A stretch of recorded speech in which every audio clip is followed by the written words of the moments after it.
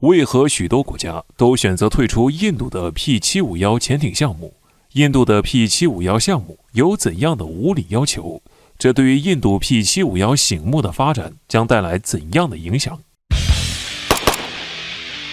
印度一直以来都是一个十分无厘头的国家，而且有十分大的野心，但是其却没有相应的实力去实现，因此往往都是逞口头之快，而没有实际的行动。最后的结果往往是自己打自己的脸，从而弄得无法收场。这也是印度的常态。此前印度野心勃勃计划的潜艇大计，如今可能要以失败告终。这不，近日有媒体消息称，俄罗斯表示不会参与印度海军正在进行的新型常规潜艇采购计划，并确认印度政府已经正式获悉该决定。至此，印度海军 P751 常规潜艇计划当中的绝大多数竞标方均已表示退出项目，或因不符合技术要求而难以继续参与。但是，俄罗斯国防产品出口公司发言人也表示，因为印度海军长期以来都是俄罗斯潜艇的忠实用户，为了加强双方合作，俄方愿意继续向其提供俄制潜艇的升级和维护服务。原来此前印度为了赶超中国，壮大自己的海军实力，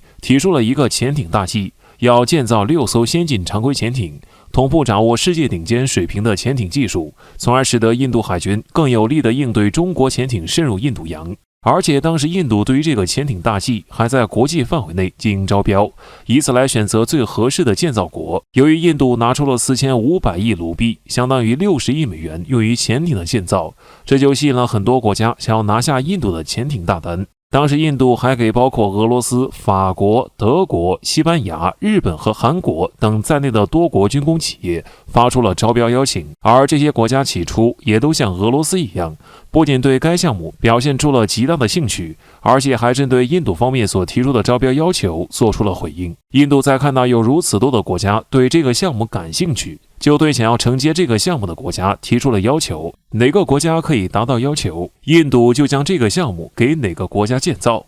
印度对于 P751 项目所提出的要求就是，这6艘新型潜艇必须具备发射巡航导弹，而且最好是印度国产导弹的能力，必须使用经过印方验证过的 AIP 无空气推进系统，还必须达到在印度本土生产的条件，也就是第一艘本土化率 45%，而最后一艘则需要达到 60%。 同时，即便在印度本土生产，外国厂商也要承担所有责任。在这些要求里面，让这6艘潜艇拥有发射巡航导弹的能力，在理论上不难解决，因为这些竞标的国家基本都有研造可发射巡航导弹潜艇的经验，所以这对于他们来说并不是难事，完全也是可以办到的，这也不是什么难事。但是后面的这6艘潜艇必须配备经过印方验证过的 AIP 系统，那这就有点无理取闹了。因为验证过的就是要在使用一段时间以后，并经过印度海军实际操作验证以后，才算正式完成项目。但是这个验证的时间那就没有明确的界限了，其中还不包括验证后不满意的修正和改进时间。那么这个项目如果延期或者有其他的问题的话，那就会更加延长项目的时间了。但是这还不是问题的重点，问题的重点是，如果经过验证以后，印度方面满意，那么这些承建商还必须在不加价的情况下，将该 AIP 技术转让给印度，这就是非常无理的要求了。因为了解常规潜艇技术的军迷应该知道，目前世界上最先进的常规潜艇基本上都安装了 AIP 系统，而该系统的先进程度，事实上也决定了该国在常规潜艇研制方面的领先地位。也就是说，目前 AIP 系统不仅属于建造常规潜艇的核心技术，而且还是很多国家的战略资源，因此各国对于这些技术都是十分严格把控的，而且也不会轻易出口，是受到严格把控的。印度这样的行为倒是有点像空手套白狼的感觉。对于印度这样的要求，这些竞标国也都渐渐升起了退意。其中法国虽有潜艇自主式能源模块系统 AIP 技术，但是法国海军自用已无常规潜艇，作为一款纯出口用艇，由于之前也无任何买家选装此 AIP 模块，因此对于印度的要求也是无力达到，所以选择退出印度 P751 潜艇项目。西班牙的 S80 倒是自用装备，但是西班牙海军的首艇 S81 艾萨克佩拉尔号虽然2005年就已开工，但建造进度一再推迟，今年才刚刚进入海上试验阶段，交付更是要等到明年。其 AIP 系统的时装也还问题不断，预估其3号艇和4号艇能装备上 AIP 系统，那也就要等到2026和2028年才能服役。虽然号称其 AIP 系统已在路上完成实验，但是却有并未装艇的事实，这也使得其实在无法满足印度对于 P751项目的规定需求，因此也选择退出了项目。不过，也有实际装艇 AIP 系统的竞标方也出了问题。就在西班牙纳凡蒂亚选择加入印度 P751项目之后2个月，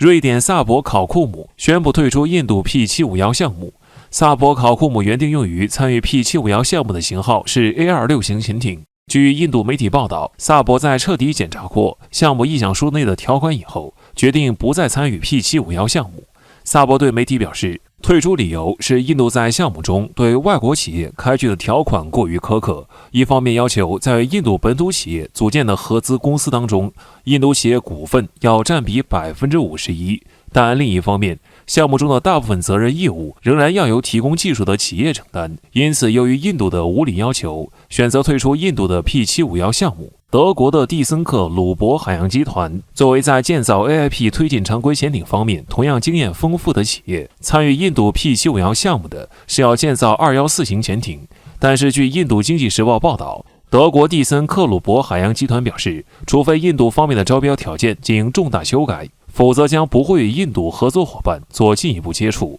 其选择退出的理由与萨博考库姆没什么区别，也受困于合资公司股权比例以及印度对竞标方过于严苛的责任追究要求，这也使得德国最终选择退出印度的 P751潜艇项目。至此，仍未表态退出项目的就只剩下了韩国大宇。参与竞标的产品是 DSME-3000 型常规潜艇，类似西班牙 S80与法国鱿鱼间的情况。DSME-3000 某种程度上可以被视作德国214型潜艇的韩国自主发展型，依托专用的导弹发射装置，而具备更强的对陆打击能力，是韩国方面的首要卖点。韩国虽然对于印度如此苛刻的条件有较大的意见，但是其还没有正式表态要退出 P751项目，因为在近年来的国际军贸市场上，韩国常以乐于进行技术对外转让的面目示人，这也成为了韩国军贸产业一大重要卖点，也使得韩国在军贸竞争中占有一席之地。如今，随着俄罗斯宣布退出印度的 P751项目，这也使得印度的这个潜艇大计深受打击，